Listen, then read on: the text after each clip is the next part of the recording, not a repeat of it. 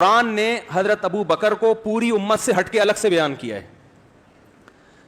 فرمایا اللہ تنصروہ، اے ایمان والو تم محمد صلی اللہ علیہ وسلم کی مدد کرو. اگر تم نے مدد نہیں کی فقد نصرہ اللہ، اللہ کر چکا ہے اس وقت مدد. اذ ہما فی الغار، جب وہ دونوں غار میں تھے.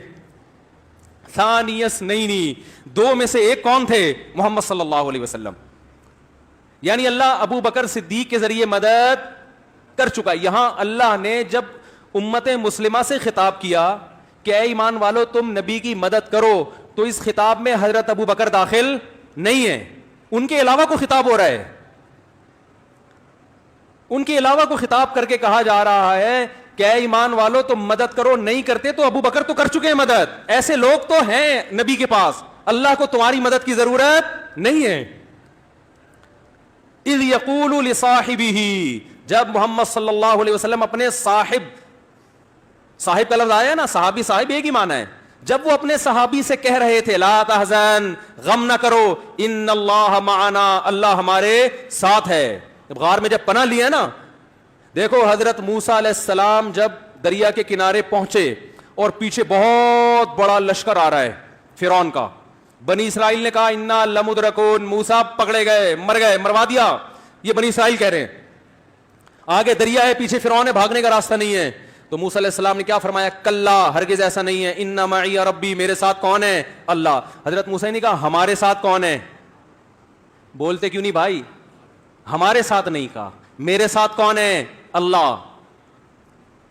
لیکن یہاں نبی صلی اللہ علیہ وسلم کو جب چاروں طرف سے گھیر لیا، وہی سچویشن جو بنی اسرائیل اور فرعون کی تھی، وہی سچویشن.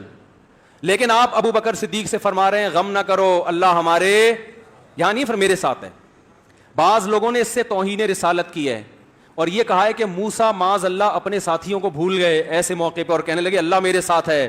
بعض لوگوں نے یہ لکھا ہے. اور ہمارے نبی کا ظرف اتنا بڑا کہ اپنے ساتھی کو نہیں بھولے. اللہ مولانا اشرف علی تھانوی رحمہ اللہ کو جزائے خیر دے، انہوں نے اس اعتراض کا جواب دیا. فرمایا نا نا نا نا نا، موسیٰ علیہ السلام بھی اپنے قوم پہ رحم دل اور نبی صلی اللہ علیہ وسلم بھی، لیکن موسیٰ علیہ السلام کے جو ساتھی تھے ان کو وہ مقام نہیں ملا جو ابو بکر کو. حضرت موسیٰ کو اطمینان نہیں تھا کہ یہ کمبخت میرے ساتھ آخر دم تک رہیں گے کہ بھی نہیں رہیں گے، بھاگ نہ جائے کہیں. ٹھیک ہے نا، تسلیاں تو دے رہا ہوں، پھر بھی کہیں پتلی گلی سے نہ نکل جائیں. تو موسیٰ علیہ السلام کو یہ اطمینان تھا میری مدد تو ہوگی، ان کا کوئی بھروسہ نہیں ہے. اس لیے موسیٰ علیہ السلام نے احتیاطاً کہا کہ میرے ساتھ ہے، تاکہ ان کی مدد نہ ہو تو میں کہیں جھوٹا ثابت نہ ہو جاؤں، اور اللہ کرنا چاہے گا تو تمہاری بھی کر دے گا. میرے ساتھ تو ہے، گارنٹی ہے. ادھر محمد صلی اللہ علیہ وسلم کے ساتھ ابو بکر تھے، کوئی وحی نہیں آئی، لیکن اللہ کے نبی کو معلوم تھا کہ جو رب میرا ساتھ دے گا وہ ابو بکر کو چھوڑ نہیں سکتا، کیونکہ میں اور ابو بکر الگ الگ نہیں ہیں.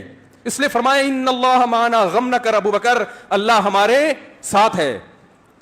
اس سے بڑی کسی کے صحابی ہونے کی دلیل ہو سکتی ہے؟ اور ایسے صدیق کا جو آپ صلی اللہ علیہ وسلم، جن کے صحابی ہونے پر قرآن نے گواہی دی اور پوری امت کو الگ کر کے قرآن بیان کر رہے ہیں کہ تم اگر ساتھ نہیں دیتے تو یہ ساتھ دیں. ان سے تو اللہ نے مدد کروا دی ہے. آپ بتاؤ اس صحابی پر اگر کوئی لان تان کرے تو کیا اس کے ایمان، اس کے کفر میں کوئی شبہ ہو سکتا ہے؟ ایک حد ہوتی ہے لوگوں کو دائرہ اسلام میں داخل کرنے کی، ایک حد ہوتی ہے. ہمارا ظرف اسلام کے بارے میں بہت وسیع ہے، ہم لوگوں کو دائرہ اسلام سے نکالنے کے قائل نہیں ہیں، لیکن ایک لمٹ ہے، اسلام کی ایک باؤنڈری ہے. اس باؤنڈری سے اگر آپ تجاوز کریں گے تو آپ کو ہم کافر بنا نہیں رہے، آپ کافر بن چکے ہیں، ہم بتا رہے ہیں آپ کا کافر ہونا.